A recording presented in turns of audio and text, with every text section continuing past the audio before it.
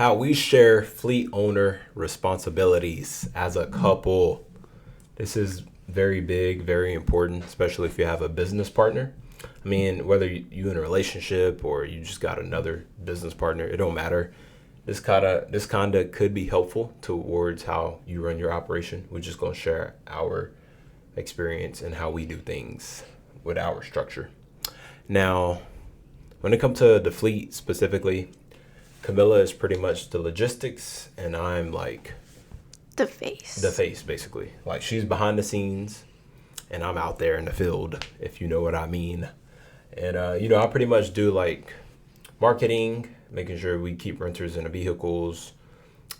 We do drop off. Well, here's the thing: we do everything together. Yeah, so it's So not really. it's really kind of hard to put it. But here, I'll simplify it.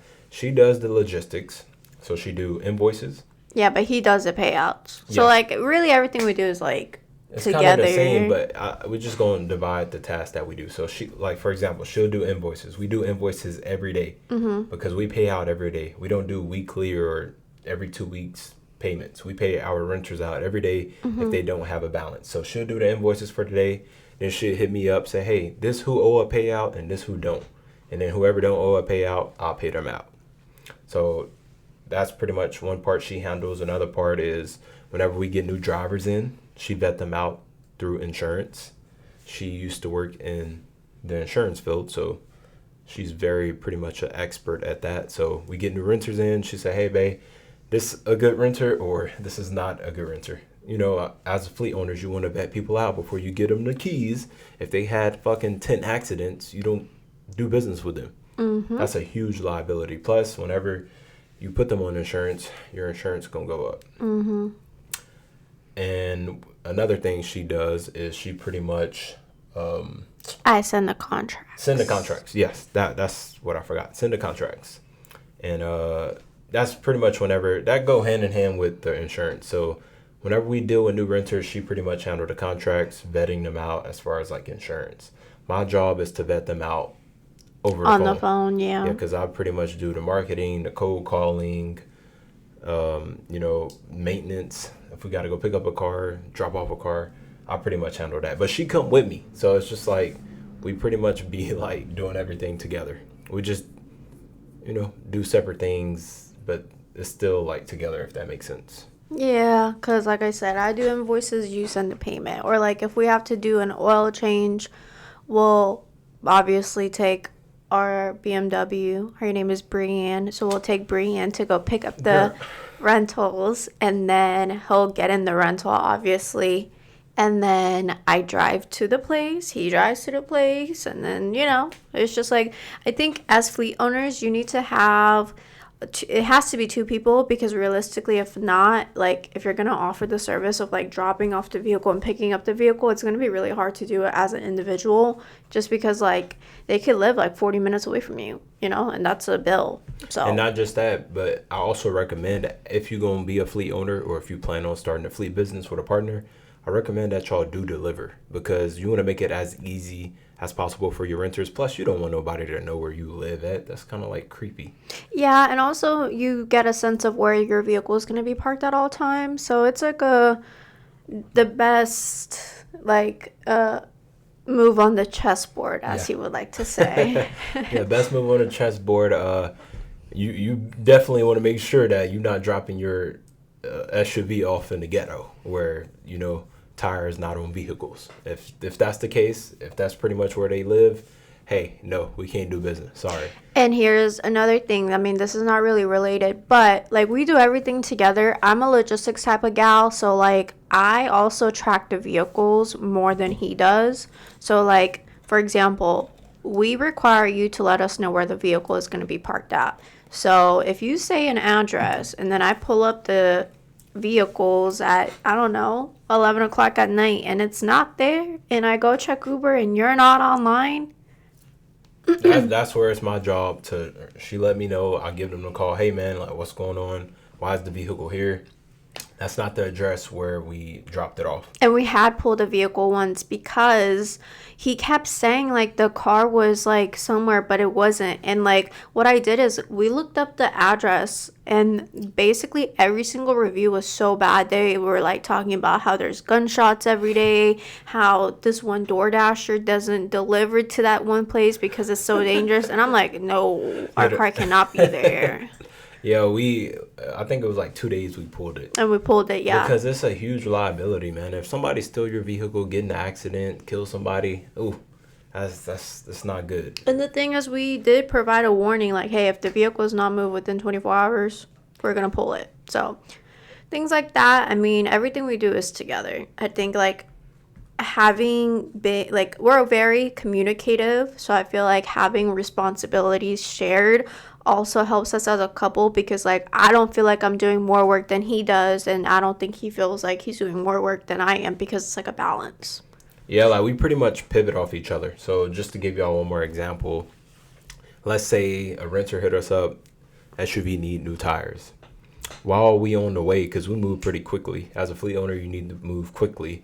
But we move quickly. While we on the way to go pick it up, she on the phone or browsing different tire shops. She give me the number, I'll call them up, or she'll call them up. Even if we're not together, we kind of pretty much do the same thing. So we pretty much pivot off each other. We know what needs to be done. We both been in this business for quite some time now, so we pretty much know the basics. And I don't have to tell her nothing. She don't have to tell me nothing. It's just like, hey, we know what's best. We know what needs to be done, and we try to do it as fast, as quickly, as efficient as possible. Renters will lie, so if you're doing it, it's your job to, follow up, track it, make sure they are where they say they are, and you don't want to be like micromanaging them, but you do want to make sure that your SUV is in good hands, basically. So it's not like you're trying to micromanage them. You just want to make sure your SUV is good.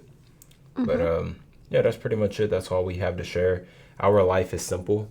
I don't want y'all to get it twisted. Like, being fleet owners is not a whole lot of work, but it is a huge liability. And you want to make sure you got stuff in place to make sure you protect it at all times. Which is why we go towards the long-term renter route instead of short-term renter, because having we have 3 cars. So, like, having 3 reliable renters that's going to rent back to back to back. We've had one, he's been renting for 6 months now? 7 months? Ever since we started Fleet, he's been renting with us. Yeah, so we know the car's in a good area. He doesn't give us any problems. We pay him, he pays us. It's just a good all around, versus having to vet people out every single week, figuring out, are they lying? Are they not lying? It's just we met some shady people that are in their 50s and 60s. So yeah. I don't think it's much on the age. I just think it's just the character of some people. So find some long-term renters if you're going to get into the business, and find a partner that you can trust, that you can split responsibilities with, because like I said, if I had to do this by myself, I would have quit a long time ago. I would definitely say trying to be a fleet owner by yourself probably going to be challenging. Yes. It's going to be challenging because sometimes you might have to be in 2 different places at once. Mm-hmm. And 2 people could call you at the same time. And then on top of that, call somebody that wants to rent from you is going to call 5 times back to back as well while you're dealing with 2 other things. Yes. There have been times where we got a maintenance issue with SUV, and here come 5 people wanting to rent. Mm-hmm. So it get a little hectic sometimes, but it's not always crazy. Nothing that we can't handle. Yeah. It's just business at the end of the day.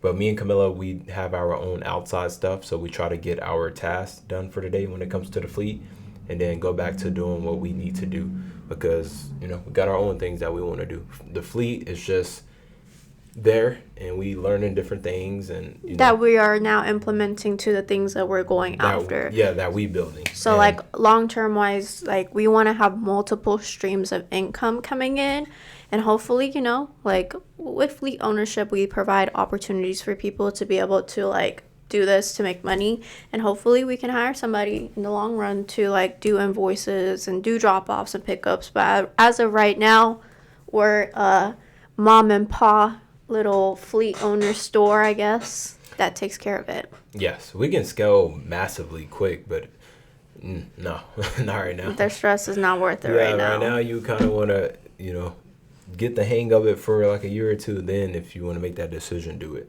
Remember, y'all, this was by accident for us. This is not something we really wanted to do. So we're going to end it there. Thank y'all for tuning in. It was a pleasure coming to make this video for y'all. This is a real raw talk. We pretty much just make videos. Was that my phone? That was me. Oh, yeah. So we pretty much make these videos raw. Nothing scripted or we just sit down and just talk. So yeah, it's pretty dope. Anything else?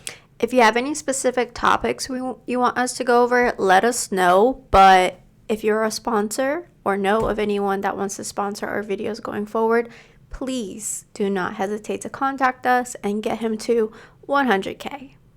Well, y'all heard her. With that being said, we'll catch y'all next video. Bye.